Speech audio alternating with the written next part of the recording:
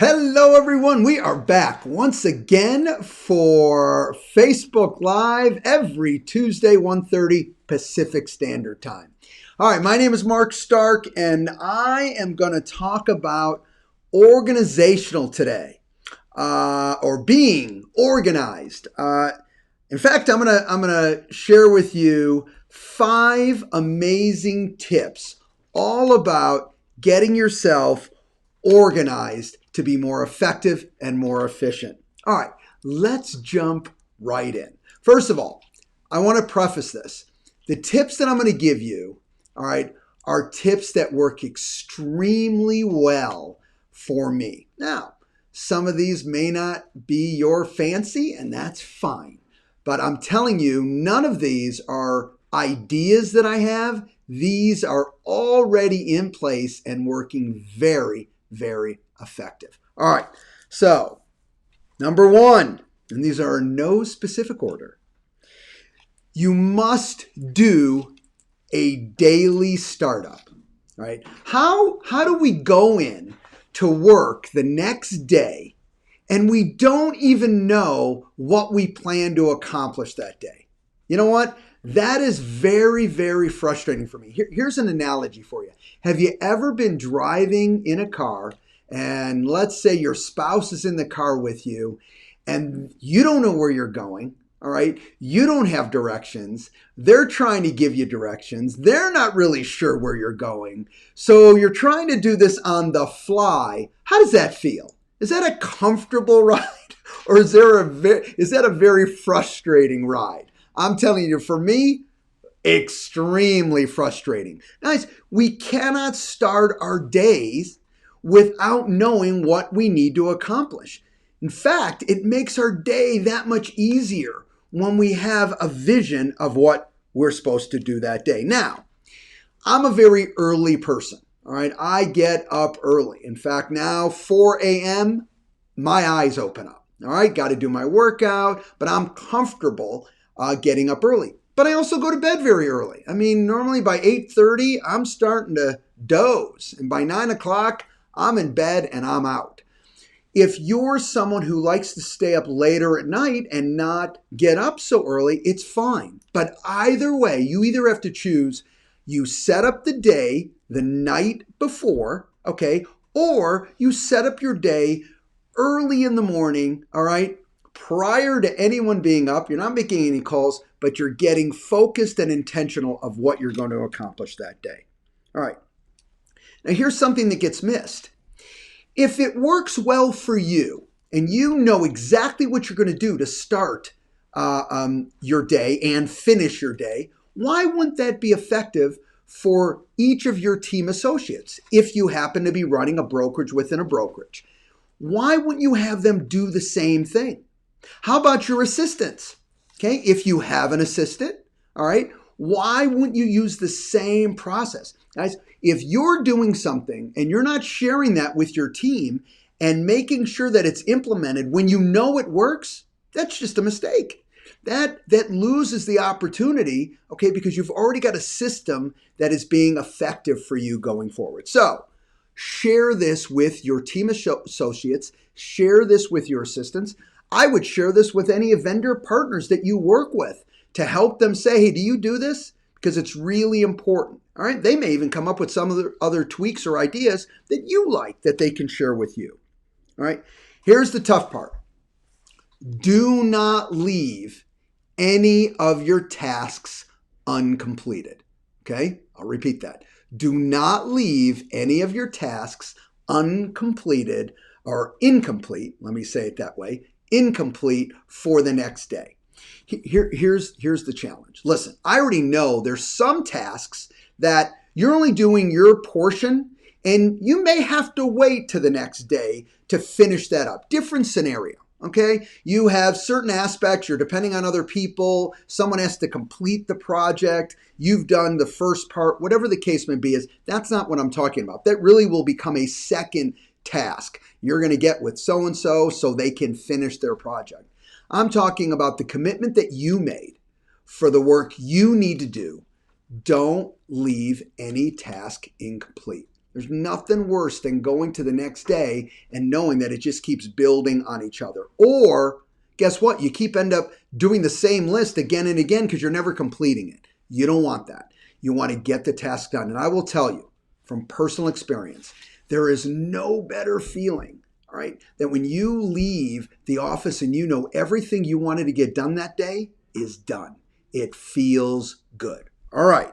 So rule 1, daily startups. You know exactly what you're going to do that day. You follow through and complete it. Number 2, I want you to create 2 15-minute blocks. I got this sent to me, I don't remember how long ago, and it was an article, and it talked about how much you can get done in 15 minutes. And when you really think about it, it's an amazing amount of work that you can complete within 15 minutes.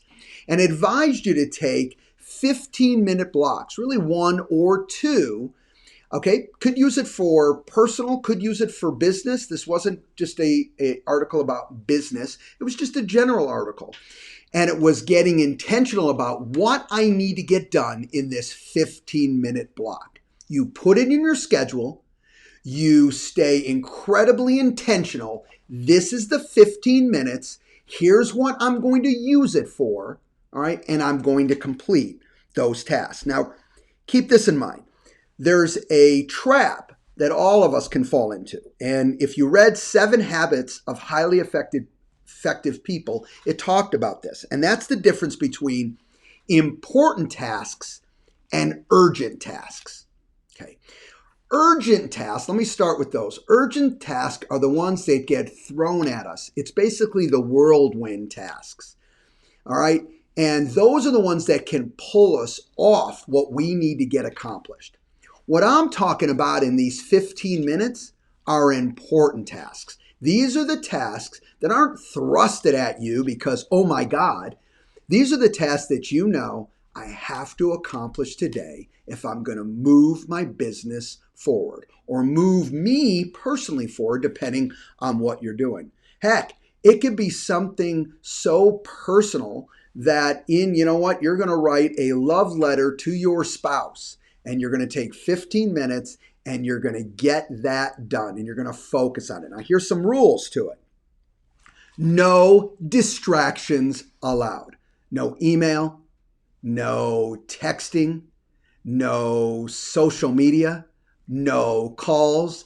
The 15 minutes is totally protected. No disruptions. You stay focused on what you want to accomplish and you get it done. All right. I like using 2 in a day, 2 15-minute blocks. And I promise you, just try it. Try it with 1. Just start off with 1 15-minute block. Get intentional of what you want to complete in that 15 minutes. And I promise you, you will surprise yourself of how much you can actually get done in 15 minutes. All right. So we've got first daily startup. And then we've got our 1 or 2 15-minute blocks that are basically our speed round. We're going to get X done. We're clear and intentional of what we're going to get done in those 15-minute blocks. 3, hire assistants. Now, hear that play on words? I didn't say hire an assistant, which is fine. I said hire assistants, meaning you need help if you're going to be as effective and productive as you possibly can be, period. All right. Don't get caught up. Is that virtual? Is that live? Is that full-time? Is that part-time? You want to know something? You'll figure that out based on the work that you need. You know, it's amazing when I'll hear some people say virtual assistants don't work. You know what? How do you even make that statement? The reality of it is let's look at what you need that virtual assistant to do, what you're asking them to do, and then look at the outcome. If it's getting done, that virtual assistant works fine. You know what? In my opinion, nobody gets everything done the way you need it done, not a virtual assistant or anyone. So you just got to look at what you need done, be very, very specific, and then measure the outcome, all right, of it. But either way, I'm telling you, you will need assistance, right? Regardless of how much that will depend on you. Now, please keep this in mind that every single one of us, every single person, all right, including team associates and including assistants, all right, and of course yourself. You all have a highest and best use. And it's so easy for us to get pulled in the direction, okay, that is not our highest and best use. Because you know what? We're damn good and we're going to get that done too.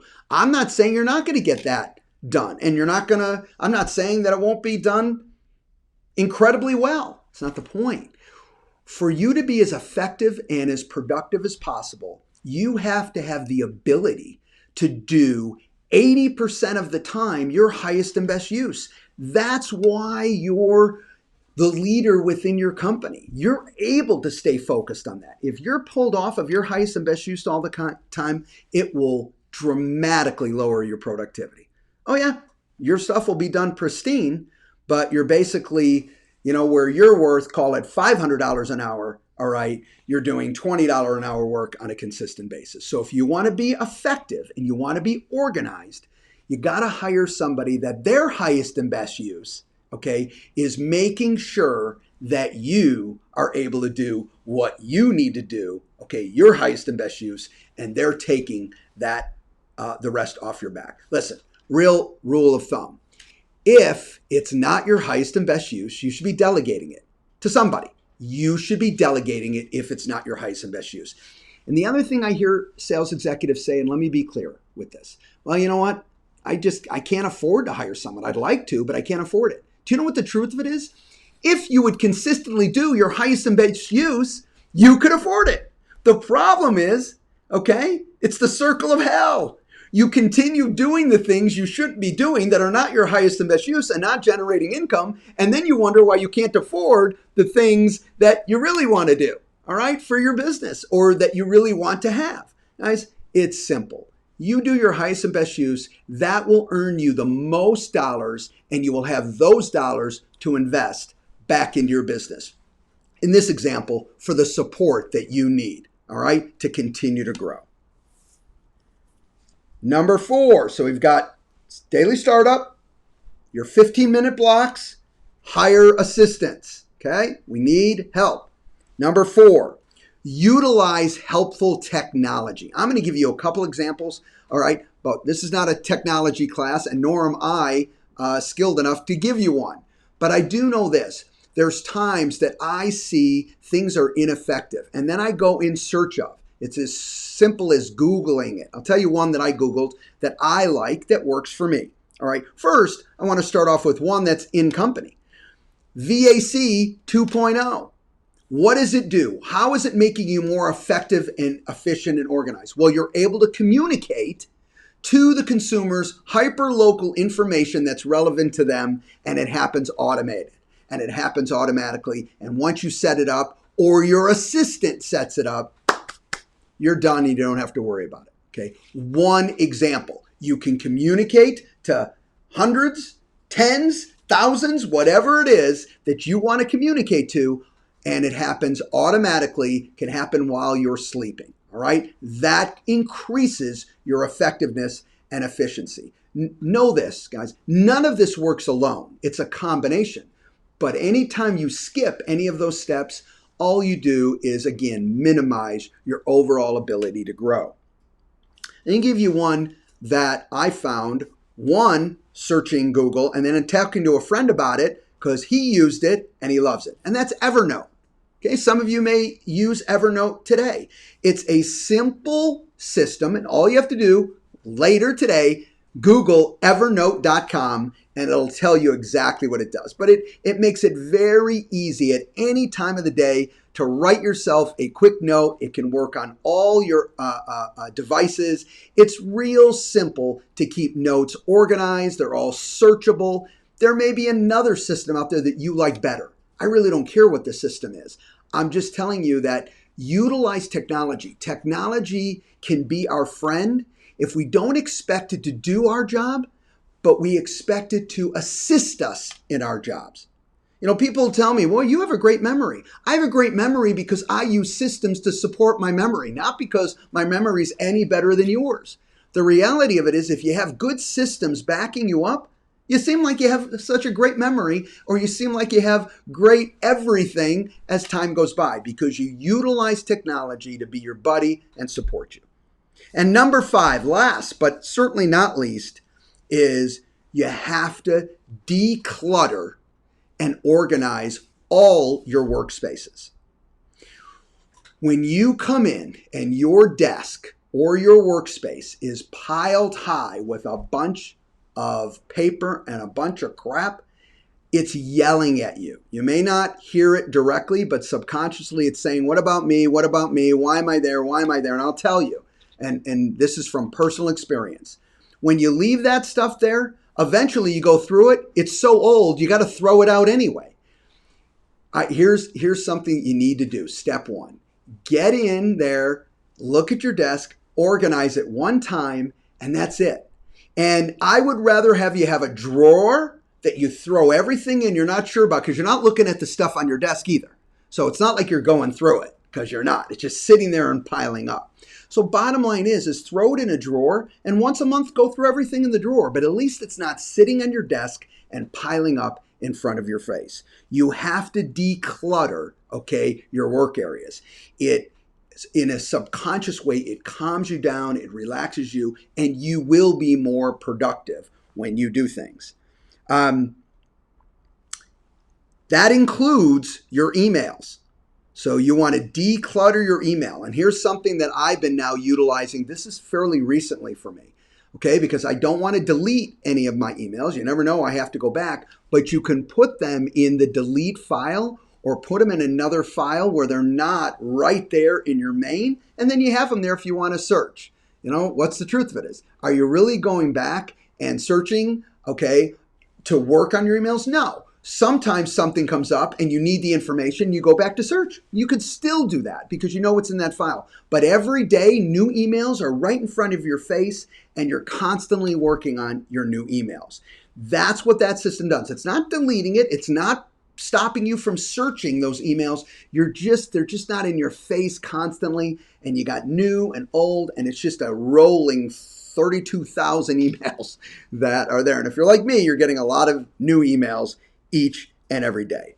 Last point on this cluttering, what also helps is keeping your daily startup and your goals visual all the time. If you're going to put anything on your desk, okay, or hanging from your computer, it should be, here's my daily startup of what I've got to get done today, and here's my goals, okay, for the year, for the quarter, for the month, whatever you have to say, that's why I'm doing what I'm doing. That's what I'm working for to achieve.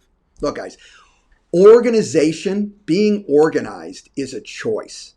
And there are 3 areas that I would say if you're doing it, and I just covered them today, is you got to first get clear. What's your direction? What are you trying to accomplish? Okay, so get clear. Stay intentional. If you want to get it done and you said you wanted to get it done, then be intentional. Don't let the noise, don't let distractions stop you. Get done what you said. And then 3, stay consistent. All right, do it each and every day. Don't heck and peck. Don't do it once and not again, right? So being organized is absolutely a choice. Choose to be organized, and I promise you, you will up your success and you will up your production. All right, hope this was valuable to you. Of course, if you like it, show me you like it, follow, and share it with anyone that you see it will be valuable to. I wish everyone a great rest of Tuesday and see everyone next week. Bye-bye.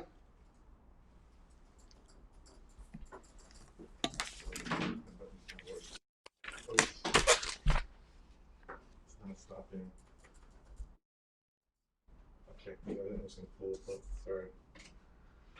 Okay. Now I'm off? Yeah. Okay. Something.